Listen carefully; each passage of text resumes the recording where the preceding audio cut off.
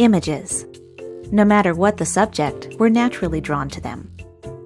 From beautiful high-definition photos to carefully crafted illustrations. Even simple examples like logos and icons. Images are more than just decoration. In design, they're the hook that draws the viewer in. Compelling visuals can help you connect with the audience and make a strong impression before they've even read a single word. You don't have to be an artist to use images in your work. All it takes is a little creativity and a willingness to think outside the box. With the right resources, you can learn to set your designs apart. First, finding high-quality images for any type of project. Maybe you're handy with a camera or have some graphic design experience. That's great. If not, don't panic. There are countless sources online that offer images for exactly this purpose.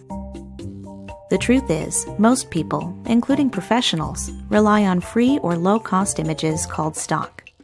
Stock is perfect when you need something specific, for example, a photo of a tiny dog in a teacup, and you don't have the time or resources to make it yourself. Most stock image sites let you browse or search their offerings. Look for results that are relevant to your project, but also unique in some way. As viewers, people are naturally drawn to images that feel authentic. For example, distinct but believable photos, and graphics that tell a story. The best images are somewhat open-ended.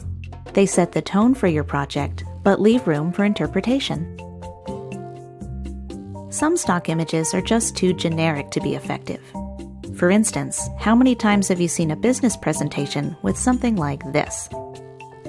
For a more modern, professional design, avoid images that lack context or are too literal in meaning. Instead, look for imagery that's connected to your work, but in a more subtle, relatable way. Of course, it's not just about content. There's also a technical side to images, which can have a big impact on your work. It doesn't matter if the photo you've chosen is absolutely perfect in every other way. If it's blurry or pixelated, it could give the wrong impression. Look for high-quality images that are sharp, clear, and free of distortion. In general, bigger is better because it gives you more to work with. A large, high-resolution image can always be cropped or sized down, depending on the needs of the project. Unfortunately, it doesn't work the other way around. If you enlarge a smaller image, it immediately loses quality. That's because most images are in something called raster format. They're made up of thousands, sometimes even millions, of tiny little pixels. When you view a raster image at its original size or smaller, the pixels are invisible. They're just too small to see. But if you zoom in or enlarge it, the results aren't pretty. Vector graphics are quite different from raster. You can make them any size, big or small, without losing any quality. That's because they're made of something more complex than pixels. They're rendered using a special form of geometry. You're not likely to find vector graphics outside of professional design settings, but it's good to know what they are. Few stock images are perfect as is, even if they're technically high quality. Maybe the image is the wrong size, or the colors could use some work. Fortunately, even basic programs let you make simple adjustments nowadays. Look for these options the next time you need to fix or enhance an image. Cropping can be used to change the size, shape, or focus of an image, making it useful in many different situations. Try this feature if your graphic is the wrong dimensions, or if it includes something you'd rather cut out.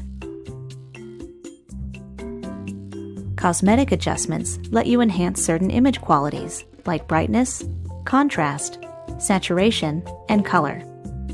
If your favorite program offers filters or presets, you can change your image dramatically with very little time and effort.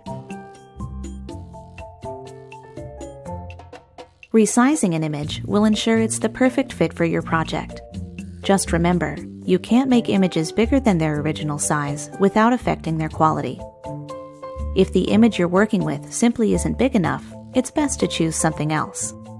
Alternatively, find a creative way to work with the image you have. Adding photos, graphics, and other visuals to your work is a great way to make it more engaging. Even a simple background image can transform your design into something special. Just remember what you've learned about image quality, both technical and conceptual, and your work is sure to stand out for the right reasons. We hope you enjoyed learning the basics of images.